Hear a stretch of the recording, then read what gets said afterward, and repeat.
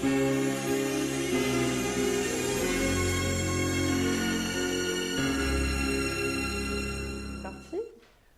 parti pour une rencontre aujourd'hui, à la fois une rencontre de paroles de femmes et à la fois une rencontre sur le bien-être. J'ai un immense plaisir de vous présenter Cécile Heller, qui est à côté de moi. Bonjour Cécile. Bonjour. Bienvenue dans notre univers, dans notre magazine. Vous êtes à la fois auteur, écrivain et aussi surtout coaching thérapeutique. Cette rencontre s'est faite aussi un petit clin d'œil à Katia d'Huile Essence. Donc merci Katia de nous avoir fait rencontrer.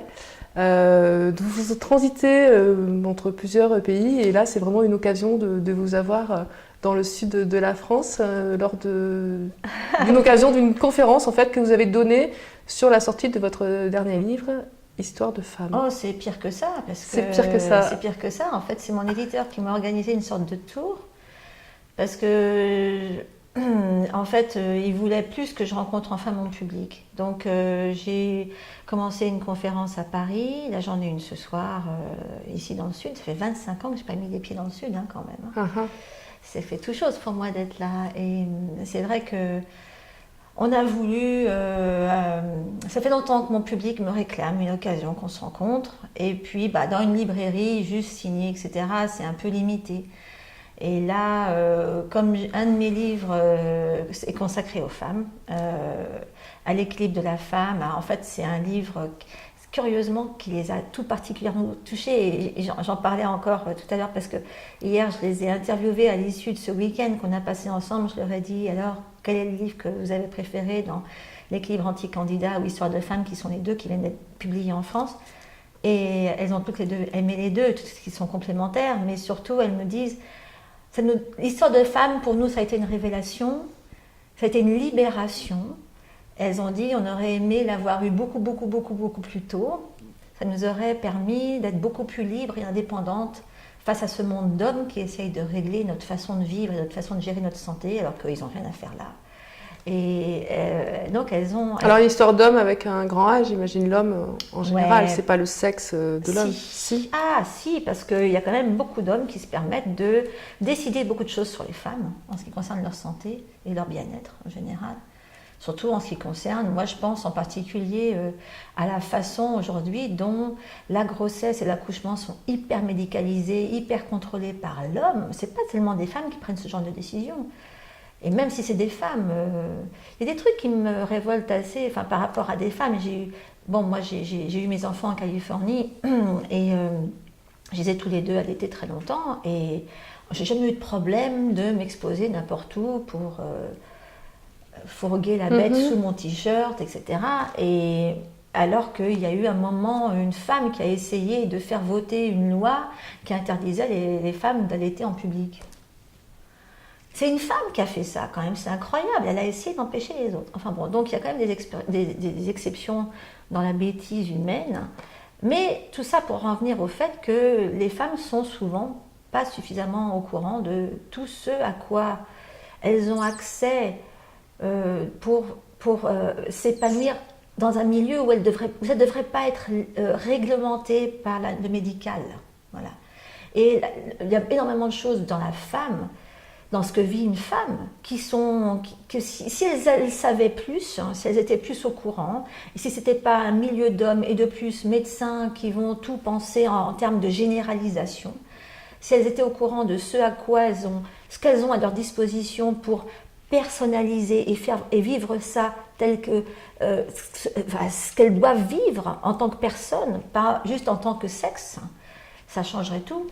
Et je pense que c'est ce que mon public aime particulièrement. C'est qu'on leur D'ailleurs, vous employez le terme de super femme. Alors ça, c'est assez extraordinaire. Oui, c'est vrai qu'au départ... Parce que finalement, c'est aussi se surdimensionner la femme à travers ce qu'elle est. Oh non, alors là, non, ça n'a rien à voir. Non. Alors, je vous raconte depuis le début pourquoi j'ai appelé ça super femme au départ. C'est vrai que mon éditeur a changé. Amiris, ils ont préféré de ramener le titre à Histoire de femme, parce qu'au début, j'avais mis un nom méga long, j'avais appelé ça « Comment passer pour une super femme, le temps de le devenir pour de bon ». Parce que dans l'esprit d'une femme, il y a beaucoup de femmes qui portent le poids de générations de femmes opprimées derrière elles, Oui. qui n'ont jamais eu l'occasion de se rendre compte qu'elles étaient super, à qui on n'a jamais laissé l'occasion de se rendre compte qu'elles étaient super, ou qu'on n'a jamais reconnues en tant que super. Et aux États-Unis, on fonctionne beaucoup sur le mode du make believe, fais croire que, et à force tu vas te rendre compte que tu peux, que tu es, que tu arrives, ok? Et ça c'est très très américain, et pas très français. Et je rencontre beaucoup trop de femmes qui ont des énormes pathologies. Il y a de plus en plus d'Hashimoto, qui est une version auto-immune de l'hypothyroïdie, par exemple, qui est complètement déclenchée par au niveau subconscient, cette idée profondément ancrée qu'elles sont bonnes à mettre à la poubelle parce qu'elles n'ont jamais eu l'occasion d'exprimer qui elles étaient, d'avoir l'occasion de se rendre compte qu'elles étaient quelqu'un à part entière, différente de leur mère, leur grand-mère, etc. C'est des femmes qui sont issues de générations de mères on a coincé dans leur état de mère, qui étaient là pour le mari, pour l'époux ou pour le père, et qui ont toujours dû se soumettre à ça. C'est complètement sexiste, hein. Mais c'est générationnel, c'est traditionnel. Et les femmes aujourd'hui, maintenant, se retrouvent dans un environnement où on leur donne beaucoup d'occasions de s'exprimer, qu'elles voient autour d'elles qu'il y a des femmes qui font des choses qu'on ne s'attendait pas à ce qu'elles fassent il y a quelques 50 ans. Et elles ont ce conflit interne entre ce que leur subconscient leur dit. Non, non, pas toi. Tu ne peux pas le dire, parce qu'on va se rendre compte que tu n'es pas assez intelligente, que tu n'es pas assez... Oui, c'est moins crédible de la part d'une femme que d'un homme, finalement. Voilà, exactement. Donc, et ça, c'est ancré au niveau génétique. Et cette incapacité que ça s'exprime, le chakra de la gorge, il est là. Il est juste en plein dans la thyroïde. C'est toujours lié à « j'ai jamais pu dire qui je suis, ce que je veux, ce que j'aime, ce que j'aimerais ». Et à force de devoir le ravaler, eh ben, ça se zippe. C'est ce qu'on appelle les douleurs émotionnelles, c'est ça? C'est pire que ça, c'est l'auto-immunité de la thyroïde. D'accord. La thyroïde qui cesse de fonctionner, ou qui est en hypothyroïdie, ou qui se bloque complètement. Et l'auto-immunité, c'est toujours lié à « je ne suis pas suffisamment bien ». Alors, quel est votre rôle, justement, à travers cela? Moi, alors là, je ne me gêne pas pour leur dire... tout le contraire. L'inverse. Et c'est pour ça que je leur dis, bon, faites semblant d'être une super femme, vous allez voir que vous allez vous rendre compte que oui, si, complètement. Mais alors comment vous arrivez à le faire imprégner? Parce que j'imagine que c'est quand même ancré, le fait qu'elles n'ont... Justement, elles doivent se soumettre.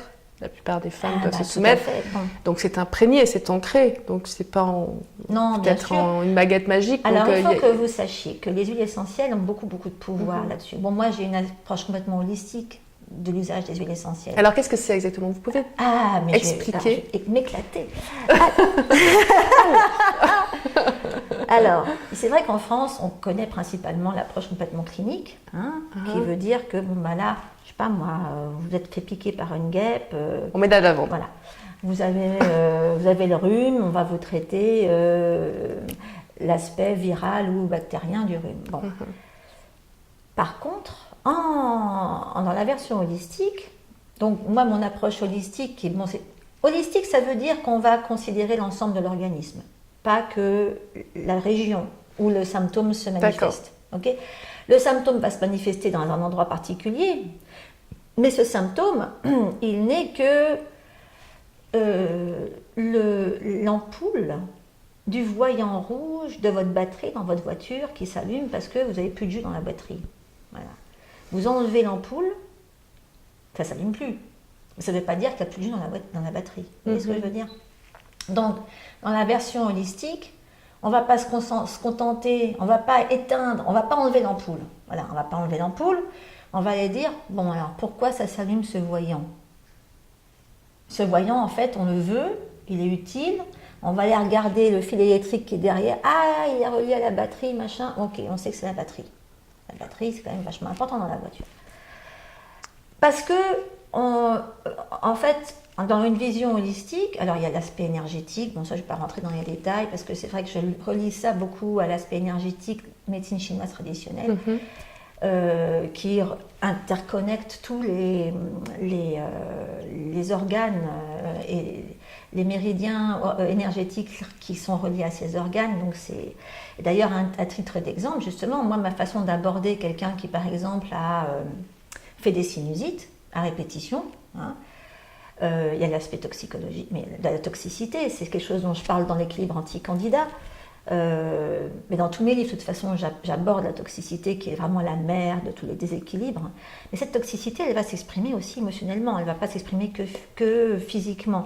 Mais il y a surtout que, pour vous donner une idée de comment ça fonctionne, comment je fonctionne, quelqu'un qui vient avec une sinusite, bon, j'ai essayé de le soulager au niveau, pour essayer de respirer, que ça arrête de lui faire mal, etc. Mais je vais lui dire, il va falloir travailler votre estomac. Parce qu'en médecine chinoise, la sinusite, ça vient d'un déséquilibre du méridien de l'estomac. Et quelqu'un qui a des rhumes à répétition et des angines et des trucs comme ça, je vais lui dire, voilà, ça vient de votre côlon, de la toxicité accumulée au niveau de votre ventre. Si vous ne traitez pas votre ventre, ça ne va jamais partir. Voilà. Et donc, en fait, tout ça, c'est quand quelqu'un a un torticolis, par exemple, je vais lui masser l'avant-bras sur un méridien qui s'appelle le triple réchauffeur parce qu'il va de toute façon dans cette zone-là. Je n'ai pas besoin d'aller lui faire mal là en le touchant là où il a mal, je vais le toucher ailleurs. Pas toucher la zone. Voilà. Mais indépendamment de ça, tout est interconnecté dans l'holistisme. Donc on ne se contente pas d'aller sur le symptôme. Alors comment faites-vous comprendre aux personnes? Comment arrivez-vous à faire partie d'une éducation? Est-ce que ça... Non, mais c'est vrai, est-ce que votre façon de soigner est aussi bien acceptée? Je crois que je ne soigne pas, hein. Moi je ne fais que donner des outils. Moi mon but c'est vraiment juste de leur redonner le pouvoir sur eux. Ouais. En anglais on appelle ça empowering, redonner le pouvoir. Voilà. La différence entre quelqu'un qui est traité de façon holistique et quelqu'un qui est traité de façon thérapeutique, clinique uniquement. Traditionnelle. Ce qui ne veut pas dire qu'en holistisme il n'y a pas de clinique. On ajoute le clinique, on ajoute la version énergétique à la version clinique. Hein. C'est pas du travail de sorcière, c'est du clinique auquel on ajoute de l'énergétique. Non, là, on ne se contente pas d'aller enlever le voyant rouge de la batterie. On va aller, donc c'est ce que je vous disais, on enlève tout. Donc, ce que je leur explique, c'est comprenez, j'ai quand même 200 articles maintenant sur mon site dans lesquels je leur dis, voilà, si vous avez compris ça, allez aussi voir ça. Cliquez là, ça va vous envoyer sur un autre, qui va vous envoyer sur un autre, qui va vous envoyer sur un autre. Vous êtes quelqu'un de concret? Ah bah oui. Je leur dis, il n'y a pas de mystère, il n'y a pas de miracle. Il y a de l'intégration. En fait, mon obsession, c'est la cohérence. Voilà, la cohérence de, bon, bah, c'est clair que si vous voulez traiter ça, il va falloir penser à ça, à ça, à ça, à ça, parce que sinon, ça ne va pas suffire. Voilà. Et c'est rigolo parce que, en ce qui concerne l'équilibre anti-candidat, par exemple, dans lequel, enfin, c'est pas un régime anti-candidat, c'est un programme qui les amène à faire une rééducation à 180 degrés de toutes leurs habitudes, de toute leur façon de voir les choses. C'est ça, c'est une nouvelle éducation en fait. C'est une rééducation, voilà. Bien sûr. Et tout ce que je leur apprends en fait, c'est de la rééducation. Alors, où ça leur plaît et ils le font, ou ça leur plaît pas, et puis c'est pas un problème. Moi, je juge rien là-dedans. Voilà. Donc vous êtes l'ennemi des médecins alors? L'ennemi, il se trouve, là j'étais très surprise quand j'étais à Brighton pour Botanica, parce qu'on était 400 professionnels dans ce congrès. Alors j'ai rencontré des Français, un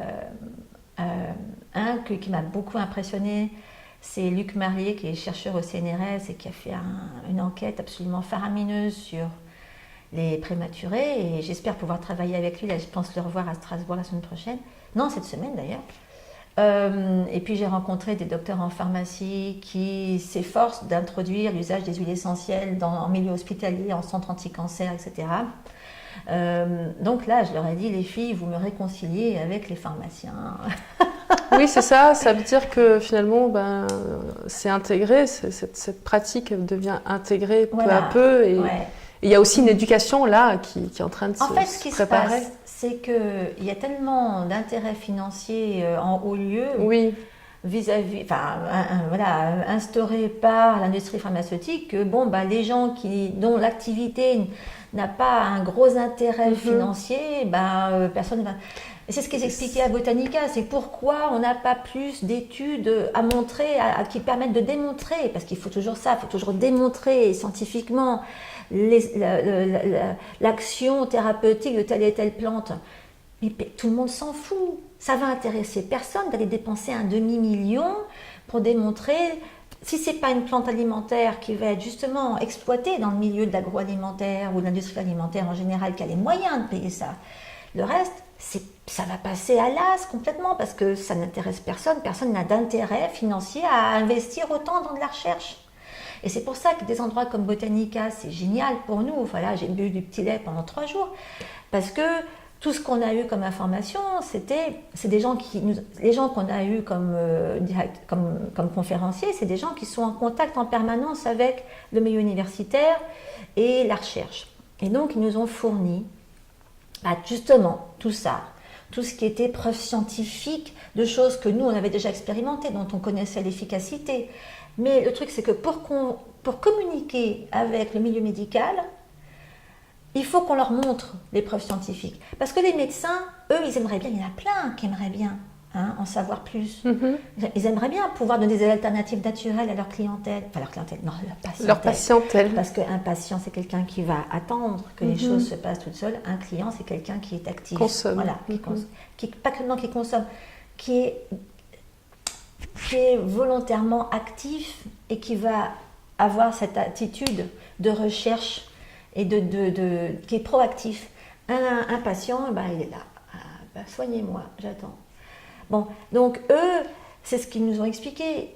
Il y a des médecins qui aimeraient bien le savoir, tout ça. Qui aimeraient bien. Moi, je me suis servi de mon mari comme cobaye X fois. Je lui disais, oui, alors ils t'ont dit que tu avais ça. Bon, alors attends, tu touches à rien. On va d'abord faire ça. Tu vas monitorer tout ça. Tu vas tout documenter. Et au bout de 3 semaines, tu vas balancer ça à ton médecin généraliste. Et tu vas attendre sa réaction. Et là, effectivement, la dernière fois, c'était quelqu'un qui ne connaissait pas et il l'avait juste embauché pour il a eu peur. Quelqu'un lui avait fait peur par rapport à sa pression artérielle. Et il m'a dit, j'étais chez le médecin parce que le dentiste m'a dit que... Le dentiste a pris sa pression. Qui sait qu'il ne va pas avoir une pression artérielle élevée en allant chez le dentiste? Forcément, moi la première, on me met sur le siège du dentiste, je suis comme ça, Bien sûr. Donc, ils m'ont dit, vous faites de l'hypertension. Alors du coup, il a eu peur, il a foncé chez un médecin qu'il ne connaissait pas, il en a pris un au pif, parce que de toute manière, on n'en a pas, nous à la maison, ça n'existe pas. Et qui lui a dit, mais c'est vrai, vous faites de l'hypertension. Vite, prenez ça. Alors il m'a dit, écoute, j'ai pris son truc dans le doute, mais je te le dis quand même, elle m'a dit ça. Alors j'ai dit, bon, tu touches à rien, hein. Tu vas me prendre ça, tu vas faire ça, tu vas tout monitorer pendant 3 semaines et tu y retournes. Effectivement, il est retourné et la nana, elle ne revenait pas parce que, il n'avait plus rien du tout. Et elle lui a dit, mais c'est vrai, on aimerait bien pouvoir proposer ça à nos clients, mais on ne sait pas comment. Et puis quand même, et la majorité, ça les arrange de prendre juste une pilule. Mais seulement ce que personne ne leur dit en prenant leur pilule là, c'est que ça va provoquer tellement d'effets secondaires. Ça les met sur la route directe vers la médication à vie, la maladie à vie. Voilà, ça c'est un exemple classique et c'est ce qu'on nous dit. C'est pas parce que si vous allez chez un médecin parce que vous avez un cancer, si votre oncologue vous dit non, ne touchez surtout pas aux huiles essentielles, c'est pas parce qu'il est contre les huiles essentielles. C'est qu'il ne sait pas. C'est parce que c'est pas son cursus. Non seulement ça, mais c'est pas son visiteur médical de telle et telle boîte pharmaceutique, le type de chez Sanofi ou je sais pas quoi qui venait le voir tous les jours pour lui proposer des nouveautés, il va pas lui dire au fait, je vous dis entre nous là, il y a une étude qui est sortie sur l'effet faramineux des terpènes sur les métastases, il faut absolument que vous essayiez ça sur vos clients. Non, il va pas lui dire. Bien sûr. C'est contre-productif, mais bien sûr. Et le médecin, il n'a vraiment pas que ça à faire que d'aller consulter les journaux officiels et les machins publiés pour le savoir. Ouais. Qu'est-ce qui vous plaît dans ce que vous faites? La justice, je crois. C'est de remettre les pendules à l'heure. Et puis j'aime bien détricoter tout le boulot infâme de l'industrie pharmaceutique. Ça m'éclate. C'est un sans fin finalement. Ça m'est égal. C'est pas important. Ouais. Je veux dire, Quand je vois, là c'était particulièrement touchant, ce week-end où j'ai enfin rencontré des gens qui me connaissent depuis des années et qui étaient tout transis de me voir pour de vrai, c'est quand même ça touchant, je ne vais pas dire le contraire. Et puis c'est impressionnant parce que c'est vrai qu'avant de les rencontrer là, je n'avais pas vraiment pris conscience d'à quel point je transformais leur vie, de l'impact que j'avais sur leur vie. Et tant pis si les gros ils continuent à faire ce qu'ils font, moi je m'en fous, je suis là, je détricote. Et je profite du fait que je vais aux États-Unis pour pouvoir détricoter tranquillement. Personne ne peut m'embêter, mon détricotage. Et c'est une grosse satisfaction, ça suffit. Quel est le retour qui vous a marqué d'une personne qui vous a... Wow. Enfin, j'imagine qu'elle n'a pas qu'un. J'ai reçu une carte là vachement mignonne, une petite là qui était là, qui m'a mis une carte sur mon bureau en me disant « Tu es un ange ». Genre envoyé du ciel. Genre c'est pas possible d'en trouver des comme toi sur place là. Ouais.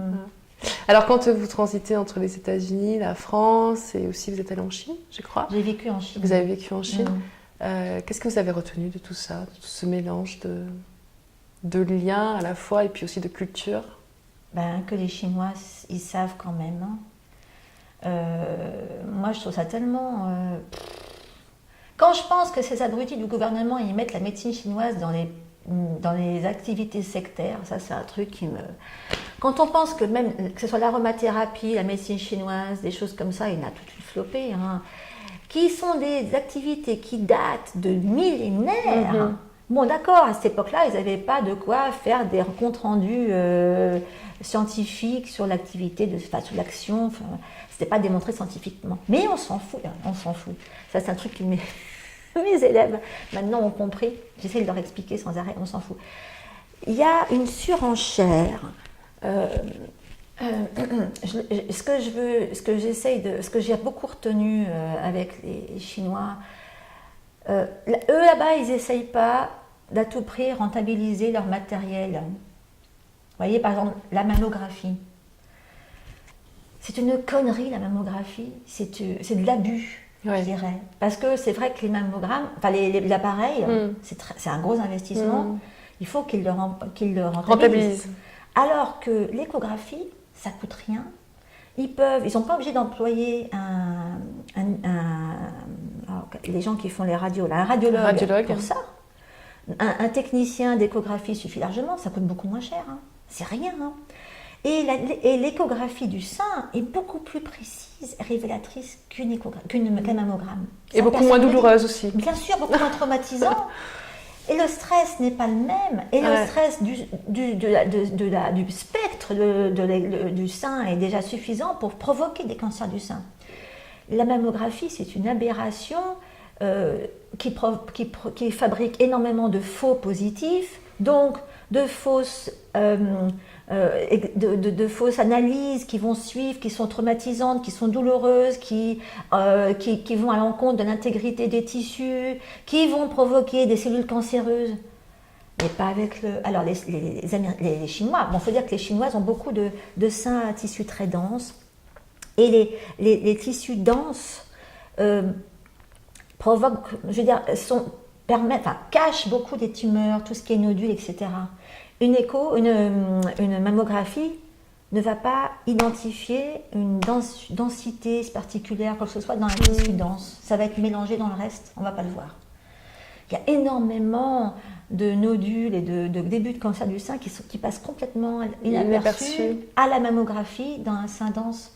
Mais pas, ça se voit à l'échographie. Mais ça, ils ne le feront pas en France. Mais ce que vous êtes en train de dire, c'est aberrant, parce que ce qui se fait en France, c'est complètement le contraire. Mais bien sûr, parce que c'est beaucoup plus rentable. Le radiologue, il veut être payé, le radiologue. Attends. Et oui, le fait de payer le radiologue, il y a tout ça, c'est les sous du radiologue. Pareil, le matériel, tout ça. Ça coûte rien d'avoir quelqu'un qui n'a pas toute la formation d'un radiologue pour utiliser un truc pour l'échographie. Mais est-ce que ce que vous dites, je ne mets pas votre parole en doute bien sûr, mais comment ça a été prouvé ça? Ça c'est des études aux États-Unis ça. D'accord. Ah oui, moi alors ce qui est pratique c'est que Je reçois énormément d'infos. Aux États-Unis, ils adorent dénoncer les choses. Et je participe à des conférences. Il y a énormément de conférences en ligne aux États-Unis avec des spécialistes de ci, de ça, etc. Des spécialistes qui vous balancent, mais ça fait 30 ans qu'on sait ça. Bien sûr. 30 ans qu'on sait que, par exemple, l'échographie, c'est 10 fois mieux que la mammographie. Bah, mais c'est la guêpe qui se cogne le nez contre la vitre. Ouais. Parce que alors maintenant, aux États-Unis, ils viennent de dénoncer la directrice du FDA qui, en fait, on a découvert qu'elle était à la solde de Coca. Et faites le lien. Par exemple, la nana a vite démissionné avant que ça soit public. Dès qu'elle a su que ça avait été... je ne sais pas comment ils ont démontré ça, comment ils l'ont trouvé. En fait, ils ont eu une preuve tellement irréfutable. Elle a été à l'occasion, elle a pris connaissance de cette fuite et instantanément, elle a vite démissionné. Eh bien, ça a été publié, quoi. Mais donc, c'est des choses dont on ne parle pas en France. La plupart des choses que moi, j'apprends aux États-Unis, parce que je suis sur place, et pareil, en ce qui concerne les façons d'aborder les maladies, là, en ce moment, c'est tout sur l'intégrité. Beaucoup de médecins se mettent intégrité, non, c'est pas comme ça qu'on pourrait le traduire. On parle de médecine intégrative, donc c'est l'intégration. Voilà.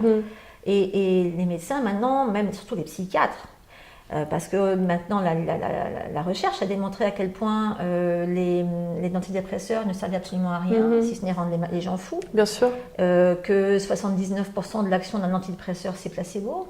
Et ils ont montré à quel point une simple supplémentation était bien plus efficace. Et donc, ils ont expliqué ça aux psychiatres américains. Et seulement, c'est beaucoup plus compliqué pour eux de se mettre à appliquer les règles d'hygiène intestinale qui sont indispensables à l'équilibre émotionnel des gens. C'est beaucoup plus compliqué et c'est beaucoup moins lucratif que d'aller leur faire prendre des antidépresseurs. Okay, donc, ça, c'est des choses que, quand on sait ça, les psychiatres, ils ont le choix maintenant. Ils ont le choix, ok, je donne des antidépresseurs ou je fais appliquer des règles d'hygiène intestinale, d'immunité, etc. En France, ça va arriver dans 15 ans. Alors, c'est pour ça que moi, quand je vous parlais de justice tout à l'heure, pour moi, c'est libérateur et jubilatoire d'aller reprendre ces conférences, les traduire, rendre ça plus digeste, et de les publier, et d'en faire des webinaires, etc., et de les publier sur YouTube pour que tout le monde puisse les écouter. À la portée de tous. Voilà. Merci beaucoup, Cécile Hilaire. Mais c'était avec plaisir. Merci, c'était un plaisir également. Merci.